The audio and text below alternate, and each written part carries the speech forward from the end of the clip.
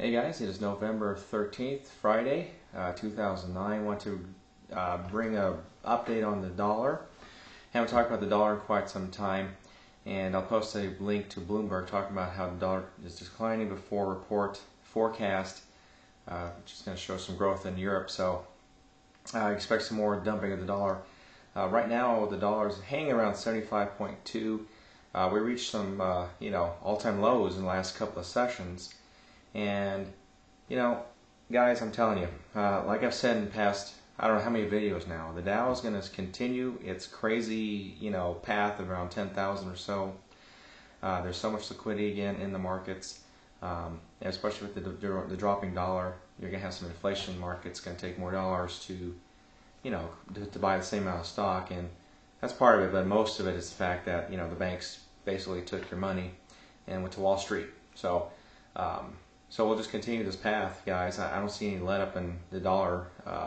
We had a little bit of rally, I think, last session, but right now it's getting kind of hammered. So one thing I did want to talk about too, briefly, is there's been a lot of rumors out there on the blogosphere, blogs, and maybe even a couple of YouTube videos I've seen saying that there's some countries that are not accepting the dollar.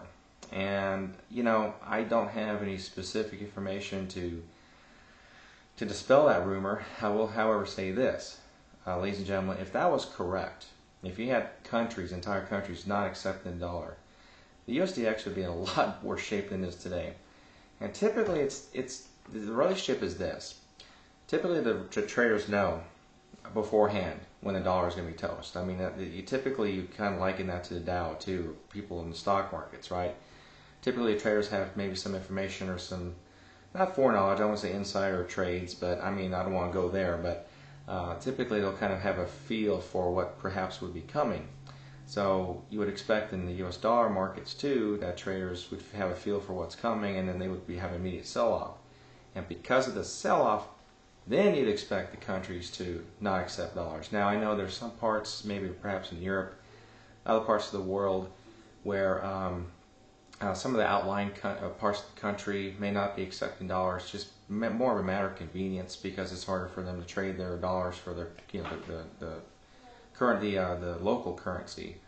But for the most part, guys, I'm telling you, if there were countries not accepting the dollar and they've completely stopped it, you'd see a flood back into the country of dollars, and the U.S. dollar index would be trash right now. So we're not seeing that. We're still not at all-time lows. We're still above that. So I'm going to have to kind of raise the flag on that and say that I don't think that's what's happening at all. So I'll post a link to Bloomberg, a little blurb about the dollar. Of course, it seems like every day there's some information about the dollar, so I think that's kind of clear to us out there that the dollar just will continue its march down. So anyway, I hope you'll rate and comment this video and subscribe to my channel.